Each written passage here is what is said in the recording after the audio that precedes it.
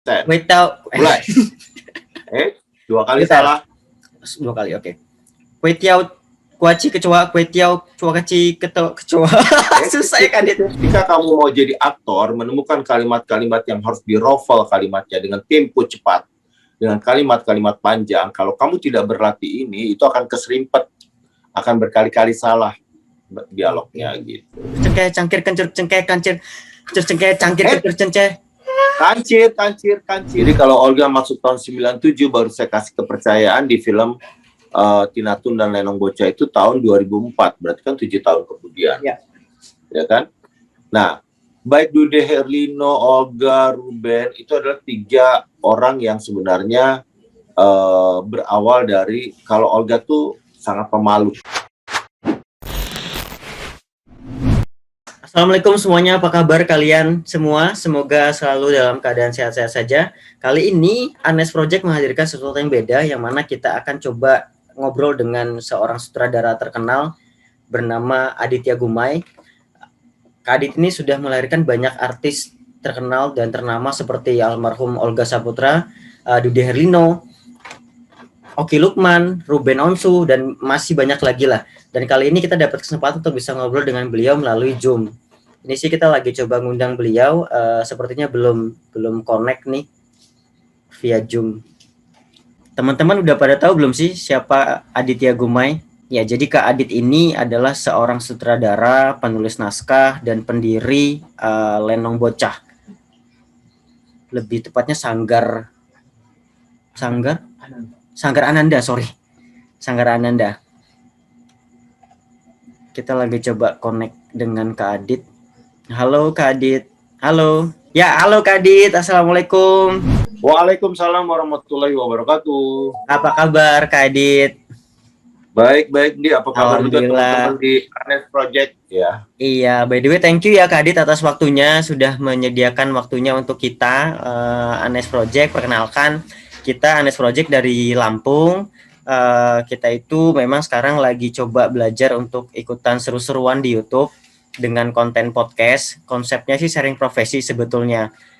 Cuma karena banyak sekali kan, bukan cuma karena memang banyak sekali profesi yang akan kita share ke teman-teman gitu.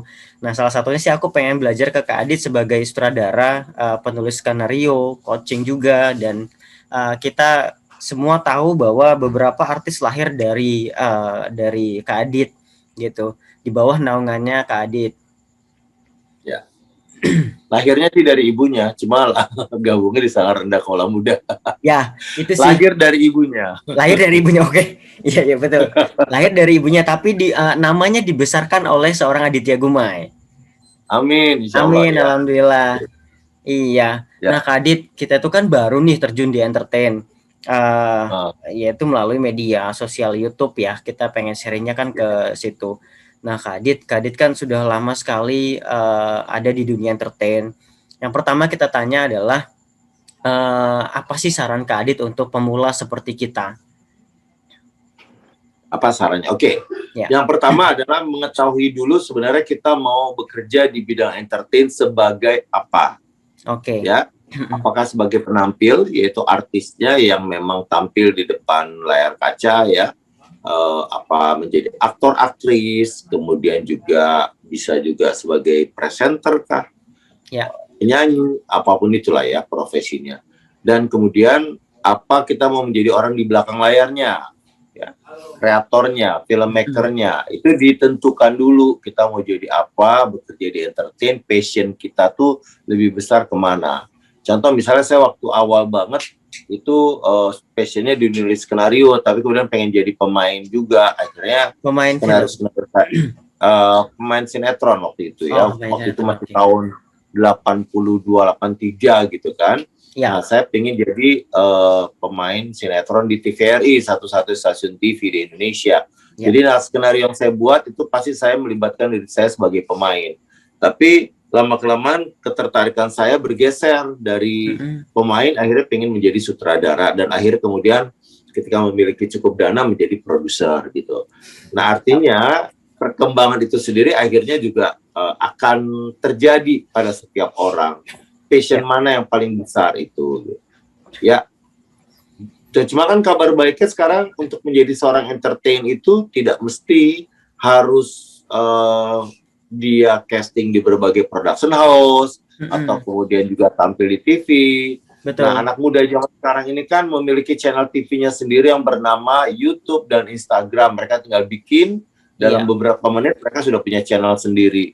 Jadi ini adalah sebuah masa keemasan bagi orang-orang yang ingin bekerja di bidang entertain, di mana mereka bisa tampil tanpa harus ke Jakarta. Mereka bisa membuat konten sendiri seperti sekarang. Yang penting adalah kepercayaan diri dan tahu banget mau menyajikan apa di kontennya gitu loh. Siap, betul banget sih. Jadi Kak Adit, just info sih. Jadi sebetulnya basic itu sebetulnya bukan entertain, tapi seorang marketing sales. Dan saya tuh sekarang lagi bekerja di sebuah perusahaan swasta lah. Dan situ posisiku sebagai marketing. Cuma memang aku punya apa ya, keinginan untuk memang suka gitu di dunia entertain tuh. Makanya kita coba karena itu tadi, karena kayaknya kalau ikut casting ke Jakarta belum tentu bisa nih gitu. Jadi dengan cara apa aku tetap bisa berkontribusi, berkarya, yaitu bisa melalui YouTube dengan buat channel podcast ini gitu sih Kak Adit. Nah, kalau dari kemampuannya Andi bicara kan sebenarnya antara marketing sama kemampuan mempresentasikan sesuatu itu sudah ada potensinya kan. Bagaimana Andi bisa berbicara dengan lancar. Jadi sebenarnya kan dua profesi ini bisa ngeblend nih antara menjadi seorang marketing yang bisa menyampaikan produk-produk dari perusahaannya dan juga kemampuan untuk berbicara menjadi seorang presenter untuk bisa menyampaikan sebuah acara misalnya. Nah, akhirnya Andi akan bisa menjadi seorang entertainer dan entrepreneur. Ya. Ya kan? Ya, semoga. Itu sebenarnya.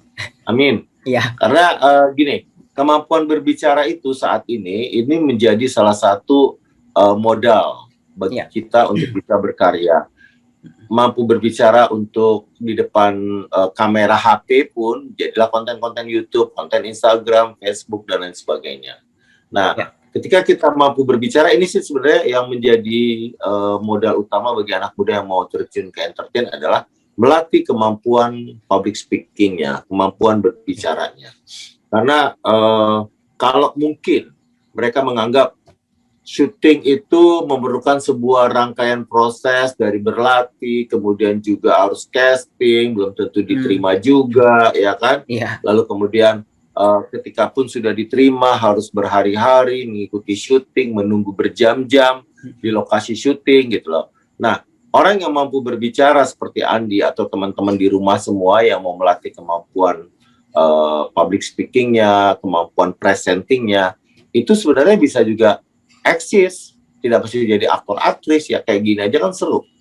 Podcast 1 jam, kayak Deddy Corbuzier misalnya, atau kurang dan 1 jam, tapi penontonnya bisa jutaan, itu kan juga udah menghasilkan gitu. Oke.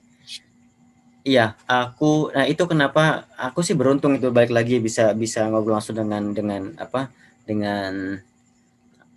Kak Adit untuk belajar itu, karena aku tahu banyak artis-artis yang memang sampai sekarang tuh masih eksistensinya masih terjaga. Itu kan lahir di mana mereka pernah mengikuti sanggar yang di Lenong Bocah itu ya Kak Adit ya? Sanggar Ananda, Sanggar Ananda, betul, yang melahirkan Lenong Bocah. Satu yang aku suka itu film garapan Kak Adit itu Emak Ingin Naik Haji. Itu the best sih, actingnya Raden juga emang oke. Kapan ya aku bisa ikut main film gitu Kak Adit? Iya. Jadi sebenarnya gini, kalau untuk ikut dalam sebuah produksi sinetron atau film, nah sebenarnya gini, awalnya Sanggar Ananda itu kan sebuah kegiatan yang melatih acting untuk offline ya, artinya orang datang ke sanggar berlatih setiap minggu gitu loh. Nah, karena pandemi ini akhirnya sempat kita vakum 2 bulan sanggar. Nah, untuk bisa memenuhi keinginan anggota berlatih, saya membuat konten-konten latihan acting melalui online. Oke. Dan ternyata peminatnya bukan cuma anggota sanggar. Ketika saya share di sosial media, pesertanya banyak yang dari bahkan luar negeri, ada yang dari Taiwan, Malaysia, kemudian juga ada yang dari bahkan Korea ya, dan juga berbagai macam daerah di pelosok-pelosok daerah, termasuk di Maluku, ya Kalimantan, Papua, gitu ya, Aceh. Jadi banyak sekali orang-orang dari daerah yang punya keinginan bekerja sebagai aktor dan aktris mengikuti kelas acting online saya, gitu loh. Dengan Masih harga berjalan sangat sampai murah. sekarang, Kak Adit ya?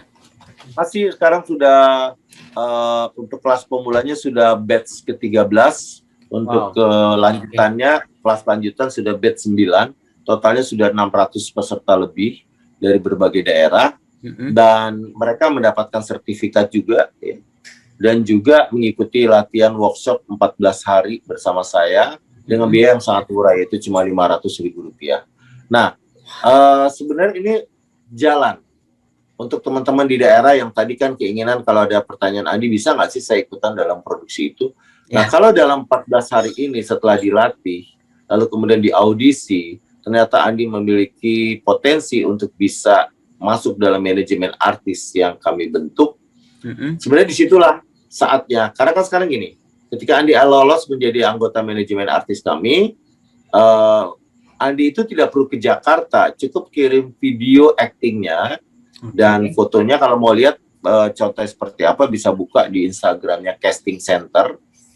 Jadi Casting Center ya, di situ berbagai macam foto para talent. Jadi kalau ada foto terus digeser tuh ada video actingnya, gitu loh. Jadi dari situ akhirnya bisa ikutan casting. Aus kayaknya. Aus aku. Kalau Kak Adit deket, aku buatin teh manis lah. Masa? Thank you banget. Ya. Iya. Aku tuh pengen banget sebetulnya belajar, karena kan aku sih di Lampung memang belum tahu banyak Kak Adit terkait adanya kelas acting atau tempat aku bisa mengasah kemampuan atau keinginanku. Aku belum tahu, memang terakhir aku sih dapat info dari Kak Ika, coba nanti kita belajar sama Kak Adit Geh. Cuman sementara memang bisa dilakukannya by Zoom gitu kan, meeting Zoom gini, karena kita belum bisa ketemu karena pandemi dan lain hal lah. Tapi one day sih aku berharap bisa ketemu sama Kak Adit langsung. Kalau cuma mau belajar acting bisa sekarang. Saya bisa tes kemampuan actingnya Andi ya. Berarti aku dan di rumah juga ikutan ya. Coba saya mau tes dulu. Ekspresi dari senyum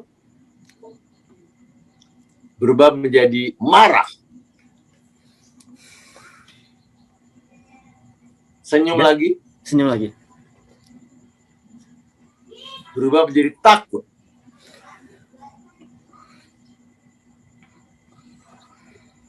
Bedain antara takut sama malu-malu ya. Iya, karena masih ada kamera ya. Maksudnya karena ini Zoom, jadi aku ngeliat kamera, harusnya aku takut beneran gitu. Bisa diulang mungkin ya Kak Adit. Itu standar dasar-dasar latihan ekspresi, bagaimana merubah mimik wajah ya kan. Kemudian saya tuh punya metode, nama metode latihan actingnya 7C. 7C.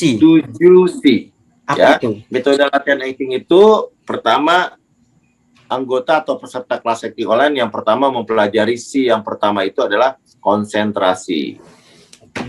Bagaimana fokus terhadap peran yang akan dimainkan. Lalu C nomor 2, yaitu berimajinasi.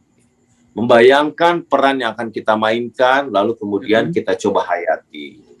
Setelah benar-benar kita memahami peran yang akan kita mainkan, kita belajar C nomor 3, yaitu ekspresi.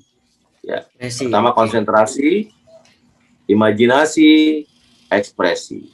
Setelah kita bisa berekspresi sesuai peran yang kita mainkan, kita lalu berlatih intonasi.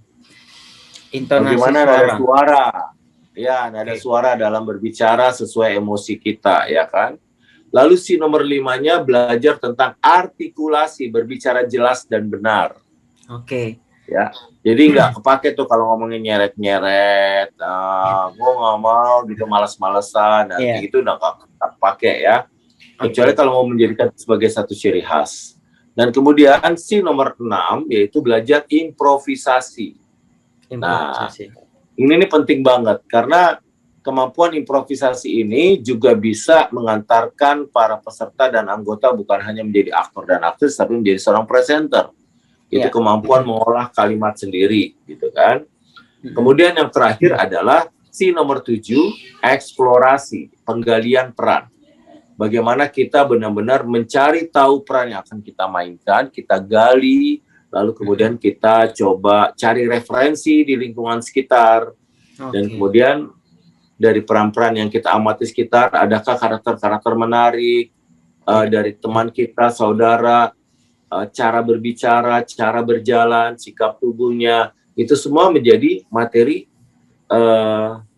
untuk memperkaya kemampuan acting kita. Nah, 7C itu ada dalam pelajaran kelas online dan juga di kelas offline-nya Sanggar Ananda Kaula Muda gitu. Oh, mantap. Oke. Jadi barusan aku dapat gratis nih ya, tanpa harus ikut kelas online yang dengan yang rame orang itu, aku dapat langsung nih dari Kak Adit nih. Yang pasti sih kalau di kelas online yang 14 hari kan pasti akan lebih intensif lagi ya kan. Tadi cuma dasar aja. Seperti contoh latihan artikulasi misalnya. Ya, kemampuan mengucapkan kata-kata dengan jelas dan benar. Saya tes Andi ya. Apakah artikulasi Andi sudah bagus atau belum? Coba saya tes. Coba sebutkan kata cangkir, kencur, cengkeh. Cangkir, kencur, cengkeh. Oke. Sekarang ucapkan 10 kali tanpa salah dengan tempo cepat. Oke, saya contohin ya.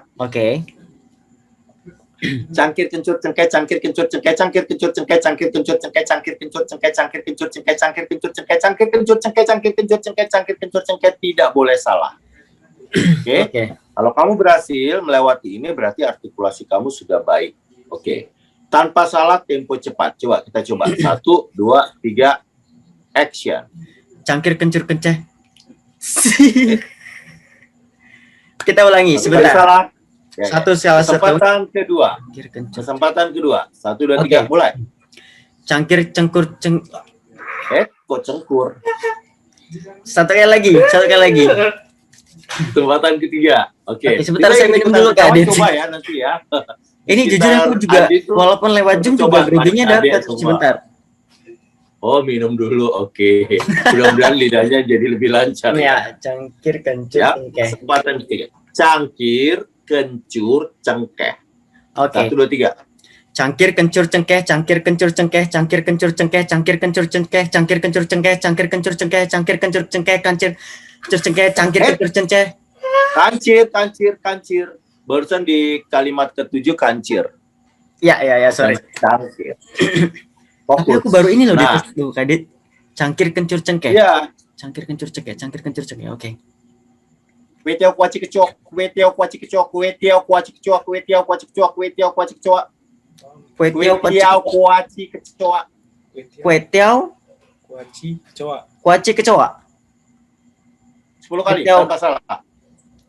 Kue tiaw kuaci kecoa. Oke. Kue tiaw kuaci kecoa, kuaci. Oke. Konsen. Kue tiaw. Mulai. 2 kali salah. 2 kali, oke. Kue tiaw kuaci kecoa, kue tiaw kuaci kecoa. Susah ya Kak Adit. Itu baru sedikit sekali latihan artikulasi, banyak sekali model latihan artikulasi. Ya. Kue tiaw harus kecoa. Jadi kalau cangkir kencur cengkeh itu lebih ke huruf R. Kue tiaw kuaci kecoa itu lebih di huruf KW-nya gitu. Nanti ada tisu siti sisa 1, tisu siti sisa 1. Kelapa diparut kepala digaruk, kelapa diparut kepala digaruk, kelapa diparut kepala digaruk. Banyak sekali rangkaian kata untuk melatih artikulasi kita. Oke. Dan juga konsentrasi. Iya. Ya. Itu kecepatan juga sih ya, kecepatan ini. Iya, kemampuan konsentrasi fokus sama bagaimana kita menggerakkan seluruh peralatan mulut kita, bibir, lidah, gigi, rahang, supaya nggak malas. Kesalahan kita ketika berbicara itu adalah kita suka tidak terlalu aktif menggunakan peralatan mulut kita. Ya. Nah, ketika kamu mau jadi aktor, menemukan kalimat-kalimat yang harus dirofel kalimatnya dengan tempo cepat, dengan kalimat-kalimat panjang, kalau kamu tidak berlatih ini, itu akan keserimpet, akan berkali-kali salah dialognya gitu. Iya. Ini sih aku baru dapat ilmunya barusan sih dari Kak Adit. Kalau tahu aku bakal disuruh mengucapkan itu, aku latihan dulu tadi. Cuma aku nggak dapat bocoran dari Kak Ika. Coba aja nanti kita tes ya, beberapa waktu kemudian, kalau setelah berlatih udah bisa atau belum. Siap. Yang pertama adalah cangkir kencur cengkeh, lalu kue tiaw, kue kuaci, iya, Kecoa, kecoa. kelapa diparut, kepala digaruk. Apa itu, Pak? Apa tuh? Kelapa diparut, kepala digaruk. Kelapa diparut, kepala digaruk. Kelapa diparut, kepala digaruk. Coba Ya, 10 kali. kelapa diparut, kelapa digaruk, kelapa diparut, kelapa di... Ya Oke, udah. aku akan latihan lagi Udah ya, Kak Adit. kan? Oke. Itu Aku cuma akan latihan lagi. apa? Aku akan Ya, itu latihan cuma lagi deh. sedikit. Ya, itu cuma sedikit sekali dari latihan-latihan acting yang salah satunya adalah latihan artikulasi. Iya, Ya. Kak. Oke. Sekarang, oke, mau tanya apa lagi nih? Yuk, silakan. Ya, Kak Adit lagi sibuk apa nih, by the way? Saya lagi mempersiapkan serial musikal ya untuk TVRI nasional.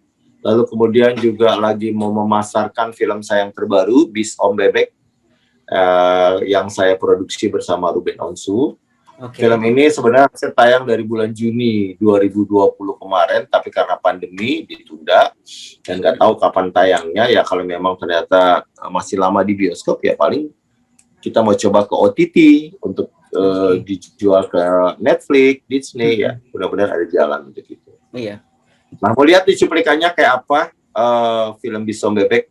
Ya, ini Mau cuplikannya nih, boleh lihat?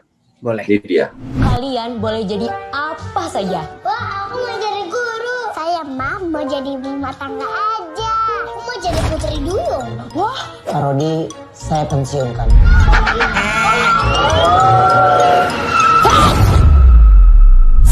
Seorang prajurit harus tegas. Siap, nanti aku harus mandi. You know what? It's going to be a good day. It's time to wake up. Anak-anak, It's time to wake up. karena sebentar lagi kita bakalan berpisah sama Om Bebek, kita dikasih izin jalan-jalan dulu. Parodi di sini. Ayo cepat. Ready to the right. Sarah kok gemes?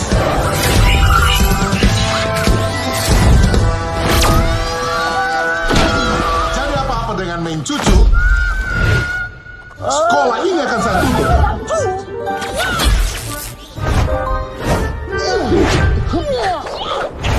Anak-anak, nggak apa-apa kan? Saya nggak apa-apa kok. Lanjut, ada pertanyaan apa lagi nih? Kak Adit, kan banyak artis itu yang tidak bertahan lama, maksudnya kayak ada masanya gitu kan. Ya. Untuk beberapa dari mereka yang bisa terus ikutan eksistensi itu apa sih kuncinya, dan kenapa mereka itu suka baru tampil terus tiba-tiba lenyap gitu, sudah nggak ada lagi, baru naik terus down gitu, sudah tidak terdengar lagi namanya. Itu kesalahan dari si aktornya atau memang pasarnya nggak dapat untuk mereka? Sebenarnya sih ada beberapa faktor ya. Cuma salah satu penentu apakah karir kita akan langgeng atau tidak, apapun itu sebenarnya kan kualitas. Oke. Ketika seseorang berkualitas apapun bidangnya, maka dia akan tetap dicari orang. Istilahnya barang bagus akan tetap punya pasar gitu ya. Ya kalau kita lihat misalnya kayak Ruben itu memulai karirnya dengan saya di tahun 2004. Ya. Pelan-pelan sampai sekarang misalnya. Oke, Lukman masih tetap bertahan. Dude Herdino masih banyak FTV-nya, sinetronnya. Jadi sebenarnya selama kita berkualitas itu jangan khawatir kehilangan pekerjaan. Itu yang pertama, berkualitas. Yang kedua adalah bisa nggak sih kita beradaptasi dengan contoh misalnya. Kalau dulu semua orang sibuk bikin sinetron, tapi sekarang udah zamannya sosial media ya, YouTube. Misalnya kayak Deddy Corbuzier itu kan beradaptasinya bagus banget. Dari TV kemudian dia masuk ke area YouTube. Dan dia berhasil gitu kan. Istilahnya Atta Halilintar, Ria Ricis sudah mulai duluan memang di dunia per-YouTubean. Deddy Corbuzier belakangan tapi dia juga eksistensinya bagus gitu loh. Padahal dia dulu mulainya bahkan dari seorang mentalis ya.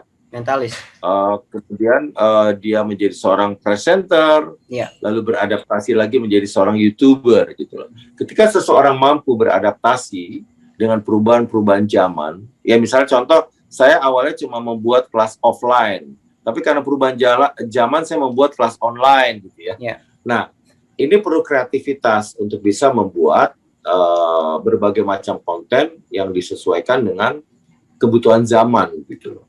Oke. Ya kan? Nah, kemudian yang paling penting juga adalah attitude. Ya. Ya, orang yang memiliki kualitas dan kemampuan acting atau kemampuan secara kreativitas saja itu nggak cukup. Tidak cukup juga beradaptasi.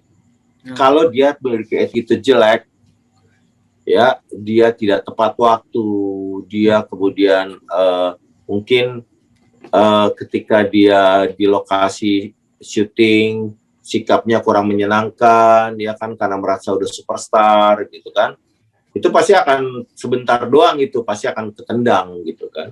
Setiap hari ada banyak wajah baru yang muncul. Iya. Kalau cuma modal cantik dan ganteng mah, setiap tahun ada finalis Putri Indonesia, Miss Indonesia, ada yang cowoknya ada Abang Jakarta, ada Elemen, ya kan, ada Mister Indonesia. Jadi orang-orang ganteng dan cantik mah setiap bulan bermunculan dari berbagai macam ajang. Tapi itu nggak cukup kalau cuma ganteng dan cantik.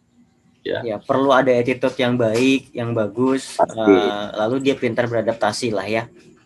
Betul, dan juga ya itu tadi berkualitas, itu poinnya.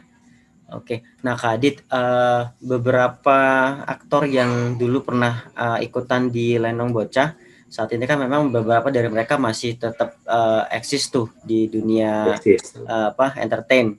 Yaitu berarti mereka orang-orang yang berkualitas dan mereka mampu beradaptasi. Ya pastinya. Menurut saya kalau mereka memang mampu beradaptasi dengan zaman, contoh Ruben misalnya. Ruben juga dari mulai dunia pertelevisian dan panggung, lalu sekarang juga membuat konten-konten YouTube, itu kan menandakan dia mampu beradaptasi. Betul. Gitu. Betul. Ya kan? Jadi ya. Kalau dari anggota Sanggar Ananda Kaula Muda sih kan bukan cuma menjadi seorang penampil, tapi juga orang-orang di belakang layar. Banyak kok di antara kami yang menjadi anggota Sanggar yang menjadi sutradara, produser, penulis skenario gitu kan. Betul. Banyak. Iya. Nah, jadi sampai detik ini Kadit sudah melahirkan berapa film sih? Total? Kalau film baru 9 layar lebar, tapi kalau program TV udah ribuan. Kalau program sinetron TV ya. FTV.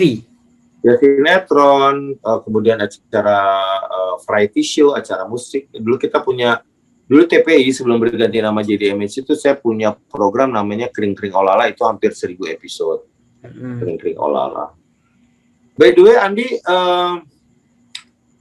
punya ketertarikan selain menjadi aktor, menjadi presenter, itu sudah mulaikah di Lampung misalnya mengumpulkan anak-anak muda Lampung untuk sama-sama bikin kreativitas atau gimana? Sejauh ini sih belum sih Kak Adit, karena memang keterbatasan waktu juga, karena kan waktuku aku pakai di weekdays itu untuk kerja dari pagi sampai sore gitu lah ya. Nah terus ada waktu weekend itu baru aku bisa ngurusin YouTube gitu buat konten gitu sih. Jadi pengen ada arah ke sana, itu kenapa sekarang aku kan sudah bergabung dengan manajemennya KIK, yang mana next plan mungkin aku juga akan dikasih job-job seperti belajar MC gitu-gitu sih, host. Ya mudah-mudahan minta doanya lah Kadit lancar. Ya mudah-mudahan ya Ika sama Dade bisa menggerakkan anak muda di Lampung untuk bisa berkarya ke tingkat nasional. Ya kan? Karena memang aku juga punya passion di situ sebetulnya. Cuma karena ya ini lagi dalam proses belajar lah. Banyak hal yang harus kupelajari, selalu evaluasi.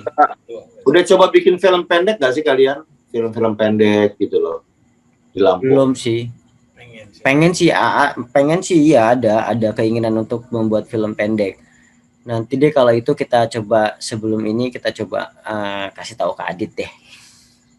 Iya, kumpulkan pasti, karena gini, film pendek itu kan tidak mahal. Peralatannya juga sederhana, tapi kalau dia punya konten yang menarik secara skenario kuat ya, Ya. itu bisa berbicara di tingkat nasional bahkan internasional gitu loh. Jadi kalau mau berkarya ke tingkat dunia nggak perlu biaya mahal, yang penting idenya. Ada satu film Makassar tuh judulnya Sepatu Baru yang bikin anak-anak mahasiswa kalau nggak salah dari Makassar.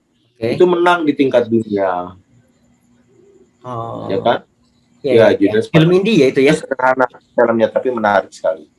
Dan juga banyak kok karya-karya anak muda Indonesia yang ke tingkat dunia ya dengan biaya yang cukup murah. Ya. Kemarin Memang salah sempat satunya dari- sih budget juga sih Kak Adit ya kan, kita lagi coba kumpul-kumpulin juga gitu, karena untuk produksi film itu kan nggak sedikit juga ya. Ini kita lagi film pendek yang gini. Saya sering banget jadi juri festival film pendek. Pemenangnya itu kalau saya tanya berapa sih kamu bikin film pendek? Ada yang bilang cuma 3 juta, 1.500.000. ya. Mereka punya kamera sendiri, lampu sederhana, ya. Bikin ikutan festival film pendek yang banyak sekali diselenggarakan di Indonesia. Iya. Nah, kalau udah itu sebenarnya bukan masalah biaya besar sih, lebih kepada kreativitas. Bikin filmnya pakai handphone aja bisa. Iya, sebetulnya iya. Editnya juga sederhana bisa. Yang penting kontennya gitu, Betul. isinya. Gitu. Jadi jangan berpikir bahwa bikin film pendek itu perlu biaya mahal, enggak sama sekali. Kreativitas aja itu. Oke lah, mudah-mudahan kita bisa eksekusi itu deh nanti ke depannya. Sekarang lagi fokus Oke. ke coba mengembangkan channel YouTube-nya dulu. Ya bentar lagi insya Allah kita bisa kejar itulah. Gitu. Oh jadi podcast ini emang belum ditayangkan di YouTube ya? Yang mana? Yang ini? Artinya konten-konten sudah ada? Sudah. Kita sudah punya 18 video sih Kak Adit yang sudah kita publish di YouTube. Kalau saya sendiri juga punya YouTube, tapi saya tuh terus terang aja belum betul-betul ngurusnya. Walaupun ya sekarang sih baru 53 ribuan ya subscribernya. Tapi saya dan sudah dapat AdSense, udah dapat uang juga dari YouTube. Tapi saya nggak terlalu urus gitu, karena saya masih harus menemukan sebuah konsep Aditya Guma ini YouTube-nya mau dibikin apa. Karena selama ini saya cuma memposting karya-karya anak sanggar, kayak film pendek ya. Kemudian behind the scene latihan-latihan gitu. Jadi belum benar-benar saya fokuskan untuk bisa menampilkan satu. Orang tuh kalau mau nyari sesuatu misalnya, mau nyari podcast berkualitas, mereka nonton Deddy Kobuzer, Helmi Yahya, atau Before 30 ya. Kemudian kalau mau nyari konten-konten yang horor misalnya, mereka bisa nonton yang lain ya kan. Ya. Jadi semua YouTube itu kan punya ciri khas kan. Betul. Nah, saya tuh Beragam. saya sendiri masih menggali itu gitu.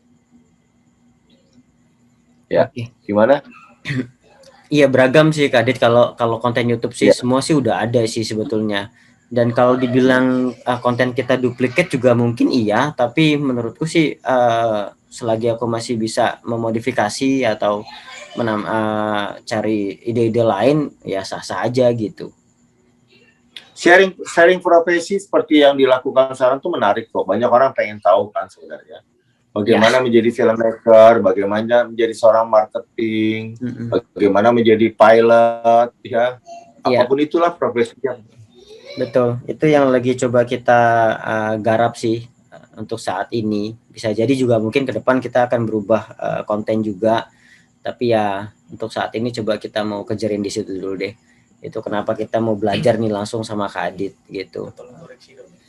Nah Kak Adit, pertama ada batas usia nggak sih ketika kita mau terjun di dunia entertain? Artinya kan sekarang market itu butuh sesuatu yang fresh gitu. Nah sedangkan kalau kita masuk dengan usia yang sudah kepala 3, apakah itu masih bisa diterima? Yang mana kita masih baru belajar. Dunia entertain khususnya menjadi aktor dan aktris itu dari mulai bayi ya jadi peran bayi gitu atau peran iklan untuk popok bayi sampai usia lanjut selama dia masih waras dan sehat, dia tetap dibutuhkan di dunia entertain. Karena kan kalau kita di sinetron dan film, ya pasti tetap memerlukan peran-peran orang dewasa, orang tua, nenek-nenek, kakek-kakek untuk memainkan peran itu. Dan bahkan Atiek Kanser yang mainin film Ma Ingin Naik Haji itu baru mendapatkan peran utama di film saya ketika dia berusia 60 tahun. Wow. Sebagai peran emak. Iya. Ya, sebagai peran emak, dan akhirnya dia berhasil menjadi aktris terbaik di Festival Film Bandung, di Indonesia Movie Award, dapat nominasi dan lain sebagainya. Dan kemudian dia mendapatkan stripping ya, Ma Ija Pengen ke Mekah setelah Ma Ingin Naik Haji.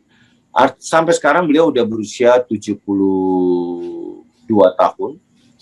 Dan beliau masih ikutan produksi saya. Minggu depan kita syuting untuk serial musikal saya. Mantap. Jadi emang nggak ada batasan usia sih. Kalau sekarang udah kepala 3, ya barangkali nanti perannya menjadi bapak-bapak muda, eksekutif muda, iya kan. Cuma jangan maksa jadi anak SMP aja. Masih pas juga sih sebetulnya. Bisa sih. Pas banget. Karena memang iya, mungkin nanti kalau kita ketemu Kak Adit bisa ngeliat kayaknya emang lu masih cocok Dendi jadi pemain TK. SMP gitu. Anak TK. Anak TK. Oke, Kak Adit. Kak Adit kan pasti bisa melihat langsung nih ya terkait potensi apa sih yang ada dalam diri Andi gitu. Apakah Andi bisa terus belajar dan mengimprove untuk jadi seorang host yang baik gitu. Itu kan terlihat dari sekarang kan. Bisa atau enggak, ada potensi atau tidak gitu. Dan apa yang harus kuperbaiki? Kalau saya mesti menerawang Andi ini, terawang. Nah, sebenarnya sih kalau kamu emang setia dan ingin berkembang menjadi seorang host, menjadi seorang presenter, menurut saya kamu sangat punya potensi. Karena menurut saya gini, salah satunya adalah bagaimana kamu mencoba mengembangkan pertanyaan dan percakapan ini selama sekitar udah 30 menitan kah sekarang? Ya, sekitar 30 menit lebih ya. Kamu mencoba mengembangkan percakapan ini tanpa mesti tergantung sekali sama skrip. Iya. Sama daftar pertanyaan. Nah, seorang presenter yang baik, host yang baik adalah dia memang tidak selalu harus tergantung dengan cue card, dengan daftar pertanyaan. Dia bisa mengembangkan dari apa yang terjadi, percakapan-percakapan yang berlangsung. Karena itu terasa menjadi lebih natural. Nah, menurut saya Andi memiliki itu. Andi memiliki itu, kemampuan untuk terus mencoba mengembangkan percakapan, mencoba mengembangkan pertanyaan-pertanyaan, ya kan. Kalau mau ditanya tentang Andi, bisa Kak? Bisa. Tapi sejujurnya aku tuh grogi lagi Kak Adit dari tadi, bingung mau ngomong apa, aku sampai keringetan sebetulnya. Nggak kelihatan sih, groginya nggak kelihatan. Ya. Jadi kemampuan untuk bisa mengatasi grogi itu tanpa terlihat, itu berarti kamu juga punya. Oke. Ya, mungkin kamu berdiri di panggung, pegang cue card gemeteran kelihatan. Nah, cuma itu tadi. Kalau sekarang kan karena kamu gini, yang membuat seseorang itu menjadi cukup lancar berbicara, kemudian cukup percaya diri, itu adalah kuncinya adalah comfort, nyaman.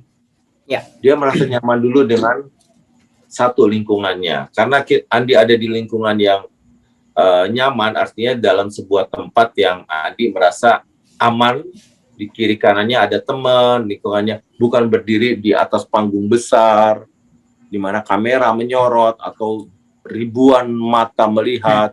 Andi merasa nyaman. Iya. Jadi poinnya nyaman gitu loh. Kamu nyaman nggak dengan apa yang kamu kerjakan? Nah, kalau saya lihat sekarang kamu nyaman. Sehingga kamu nyaman banget Kak Adit, karena memang aku suka sih sebetulnya. Kan basicku juga memang sales kan. Sales itu dimana dituntut untuk bisa beradaptasi dengan orang baru, berkenalan dengan orang baru, coba membuat dia tertarik dengan kita gitu kan ya. Jadi memang passionku itu salah satunya memang ini berbicara, belajar untuk ngambil ilmu dari orang yang aku ajak bicara. Suka ketemu orang baru, itu sih sebetulnya yang Adi sebenarnya belajar presentasi ini di mana untuk bisa memarketingi sebuah produk? Ada pelatihannya nggak kamu? no, just duplicate. Duplicate, maksudnya kamu dari melihat, Ya. mengamati, lalu kamu mencoba untuk itu. Ya, Ya, oke. ngamatin sih, Kan nggak ngamatin semua terus orang nih. terus Andi tiru. Oh, bagus ya. Oke, itu Kalau cara belajar bisa. yang bagus. Kalau masih ada celah yang bisa aku modifikasi, ya aku modifikasi gitu. Jadi selama ini sih memang aku belum pernah ikut kelas public speaking, belum pernah juga ikut belajar yang tadi kayak Kak Adit maksud. Selama ini ya aku belajar dari melihat orang yang aku anggap ini kayaknya pas nih buat gua belajar nih gitu. Terus aku tiru, aku modifikasi setelah itu. Ya walaupun mungkin masih banyak kurangnya. Itu yang disebut otodidak ya. Ya. Ya. Ngomong-ngomong marketingin produk apa ya, Di? Oh iya, aku tuh bekerja di salah satu perusahaan yang bergerak di rental jasa kendaraan. Oh, oke. Iya, Asaren Kak Adit tepatnya. Ini harus aku sebut. Oke, jadi penyewaan-penyewaan itu ya untuk kendaraan ya. Iya, sewa kendaraan gitu, corporate. Kalau menurut saya sih, ya kalau penyewaan kendaraan mungkin orang lebih lihat kepada barangnya ya. Artinya apakah mobilnya cukup, nggak tahu, kendaraan itu cukup bagus secara perawatannya, secara sewanya gitu kan, paling gitu kan. Iya, dan itu kita kan dituntut untuk bisa meyakinkan customer bahwa kita memiliki pelayanan yang bagus gitu terkait hal itu, terkait sewa itu. Oke. Oke, Kadit balik lagi ke topik kita di awal yang mana Kadit adalah sebagai sutradara dan pendiri Sanggar Ananda. Yang pada saat itu aku tahunya itu Kadit itu melahirkan seorang almarhum Olga Saputra. Ya. Ya. Nah, dari artis yang dibesarkan itu Robin Onsu dan Olga Saputra, apa sih rahasia di balik kesuksesan mereka Kadit sampai detiknya itu mereka masih eksistensi terus? Ya, sebenarnya kalau flashback ya mengenai Olga almarhum dan juga Ruben Onsu, mereka itu masuk ke Sanggar itu di dekade tahun 2000-an. Olga masuk di tahun 97 kalau salah. Kemudian Ruben menyusul di tahun 98. Nah, mereka memerlukan waktu 6 sampai dengan 7 tahun bergabung di Sanggar baru mendapatkan keberanian untuk tampil. Wow. Ya. Jadi kalau Olga masuk tahun 97 baru saya kasih kepercayaan di film Tina Tun dan Lenong Bocah itu tahun 2004, berarti kan 7 tahun kemudian. Ya kan? Nah, baik Dude Herlino, Olga, Ruben itu adalah 3 orang yang sebenarnya berawal dari, kalau Olga tuh sangat pemalu. Sangat pemalu. Dude Herlino bahkan sudah semester 1 UI waktu mendaftar di Sanggar masih diantar orang tuanya. Dia juga tidak langsung berani. Kalau Ruben malah mulai dari cuma nganter-nganterin Jordi adiknya di Sanggar. Jadi semua perlu proses gitu. Mereka berproses. Mereka tidak instan. Ya kan? Mereka benar-benar melatih dirinya kemampuan. Jadi saya suka bilang sama anak anggota Sanggar yang merasa 5 tahun udah kelamaan. Ya menurut saya sih itu malah terlalu sebentar. Gini aja, buat menjadi seorang yang mendapat pekerjaan dari TK sampai dengan SMA, kita membutuhkan waktu 14 tahun sekolah. Betul. 2 tahun TK, 6 tahun SD, 3 tahun SMP, 3 tahun SMA, total 14 tahun. Ya. Untuk menjadi sarjana, paling tidak kita tambah lagi sekitar 4 tahunan deh. Iya. Benar nggak? Jadi total 18 tahun. Itu udah sekolah Senin sampai Jumat. Lah sekarang latihan seminggu sekali di Sanggar 1,5 jam sampai 2 jam. Sebulan berarti 8 jam sama dengan 1 hari di sekolah. Iya. Setahun berarti baru 12 hari di sekolah. 5 tahun berarti baru 60 hari di sekolah. Berarti sama dengan baru sekitar 2 bulan di sekolah. Tapi udah merasa kelamaan. Iya. Padahal proses itu panjang gitu loh. Ya kan, itu yang suka lupa. Latihan di sanggar cuma seminggu sekali, sementara sekolah tiap hari. Jadi semuanya butuh proses, jadi bukan cuma apa yang didapetin di sanggar, tapi mereka mau juga melatih dirinya setiap hari. Ya, Oke. passionnya harus Tapi dimunculkan. iya, tapi confirm ya Kak Adit, dengan proses yang lama membuktikan sampai saat ini juga mereka tetap eksis di dunia entertain kan? Ya, karena itu sudah apa, memang sudah terbentuk, sudah istilahnya makanan itu udah matang gitu ya.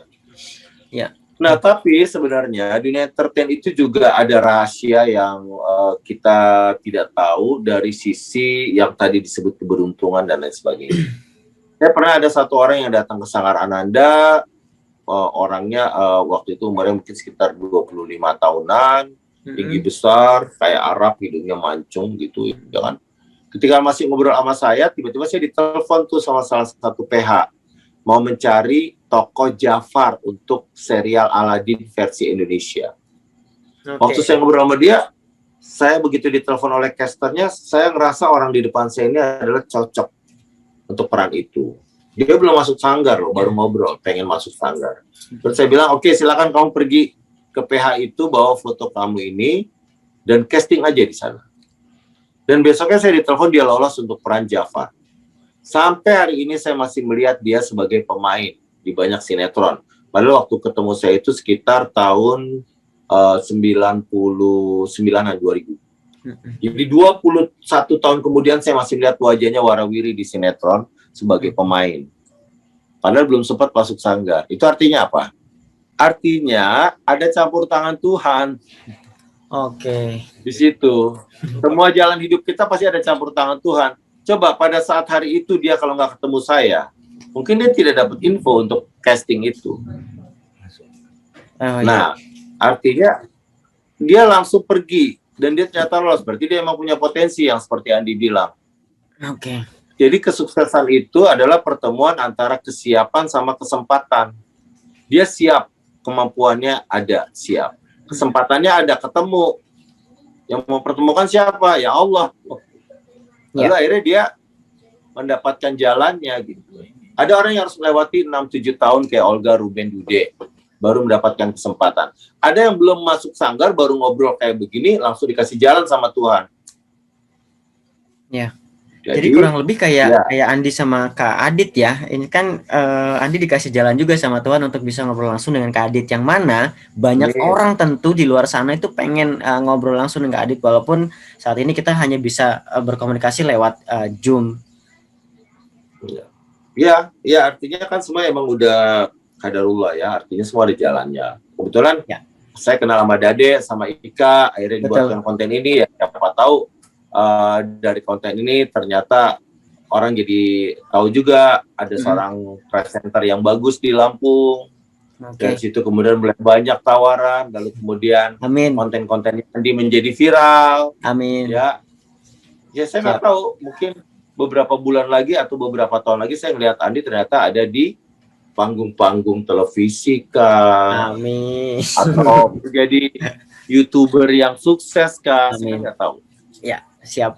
Ya, semoga kita juga tetap bisa berkontribusi di YouTube, terus kita juga tetap masih bisa berkarya terus lah gitu. Amin. Ya, konsistensi, konsisten sebetulnya sih Kak Adit yang susah kalau di YouTube tuh. Ya, itulah gunanya punya tim kreatif kan. Untuk bisa terus memikirkan konten demi kontennya gitu. Karena kita nggak dibayar oleh stasiun TV, kita dibayar oleh kreativitas, kita dibayar oleh masyarakat yang kuotanya diambil buat nonton YouTube kita. Gitu. Kalau nggak menarik ya siapa yang mau nonton? Gitu. Kak Adit, sebelum closing, aku udah ngobrol lebih dari 30 menit. Terakhir deh, pertamanya. Saat ini tuh kan banyak artis yang viral karena sensasi. Tapi memang terbukti usia mereka itu tidak lama gitu di entertain. Itu memang sengaja dibuat untuk hal seperti itu untuk biar rame aja gitu, atau memang ada masanya ketika memang mereka viral dengan cara yang tidak benar atau tanda kutip lah ya sensasinya itu, jadi akhirnya mereka ditelan oleh waktu lah gitu. Kalau masalah lama atau cepat, dan strategi apa yang dipakai oleh seseorang untuk bisa menjadi terkenal itu sebenarnya kan sangat tergantung apakah akhirnya mereka menggunakan strategi itu berhasil. Dan kemudian setelah berhasil terkenal bisa nggak mereka maintain gitu. Tapi kalau tadi yang seperti Andi bilang, banyak yang mungkin menggunakan sensasi-sensasi ya. Kalau saya pribadi selalu saya tekankan kepada para anggota Sanggar, jangan jadi terkenal tapi tak terhormat. Jangan jadi terkenal tapi tak terhormat, menghalalkan segala cara. Kenapa?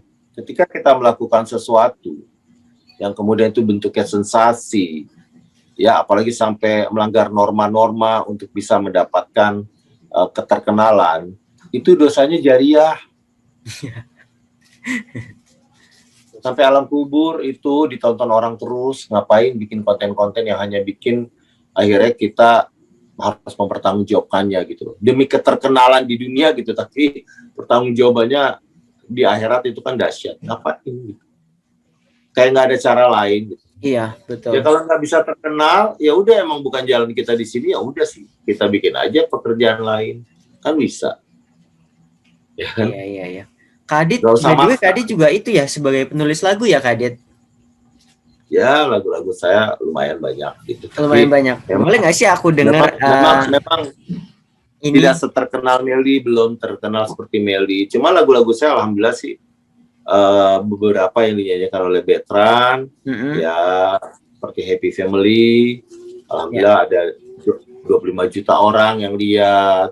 Kemudian Jaga Perasaan 18 juta gitu ya. Itu ya karena juga dari banyak ciptaan lagu Kadit itu, boleh nggak aku dengerin langsung dari Kadit yang nyanyi ininya aja deh, refnya aja deh, boleh nggak? Permintaan dari Kak Ika, Bang Dade juga, semua teman-teman yang ada di sini di Lampung.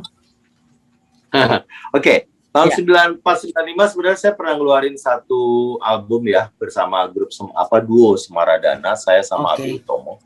Itu ada lagu judulnya Hari Ini Aku Jatuh Cinta, udah di remake beberapa kali sih oleh beberapa penyanyi lain.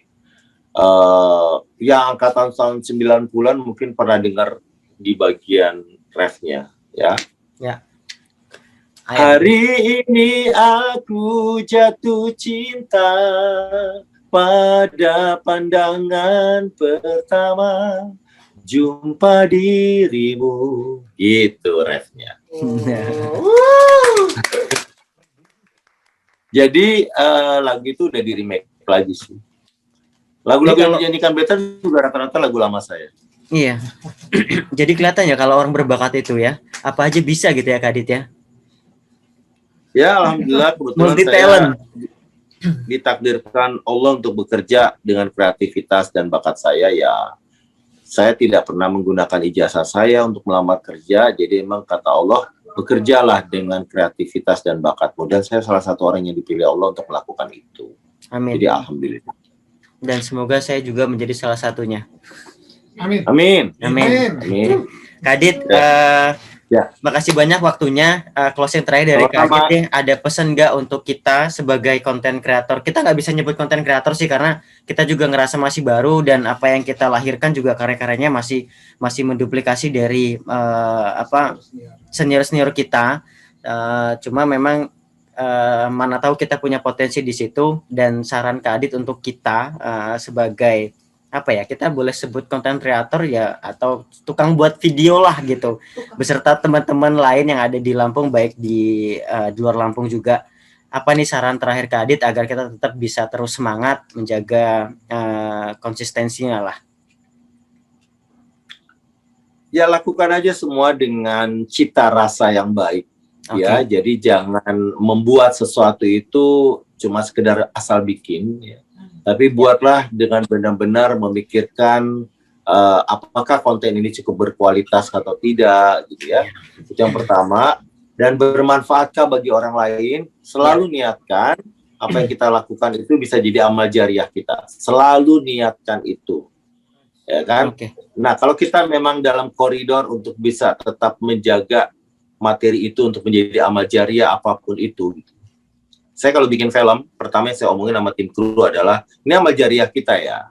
Kalau seandainya film ini laku, alhamdulillah.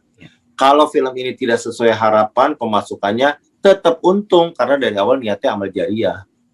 Makanya film-film yang kita buat harus memiliki konten-konten itu gitu. Nah, seperti sekarang ini kan bagus nih, program sharing profesi, mudah-mudahan penonton dari YouTube-nya teman-teman ini bisa terinspirasi. Ketika orang menjadi terinspirasi, itu kan jadi amal buat kita gitu. Iya. Amin. Bisa melakukan banyak kebaikan. Gitu Oke. ya. Ya, siap. Kak Adit, makasih banyak waktunya. Sampai ketemu di lain kesempatan. Semoga ke depan aku bisa ketemu langsung deh sama Kak Adit. Thank you sharingnya Kak Adit. Andi. Salam buat Terima keluarga, kasih juga, sehat-sehat Andi. selalu. Amin. Salam juga buat Dade, Ika, dan seluruh teman-teman di Lampung ya. Ya, oke.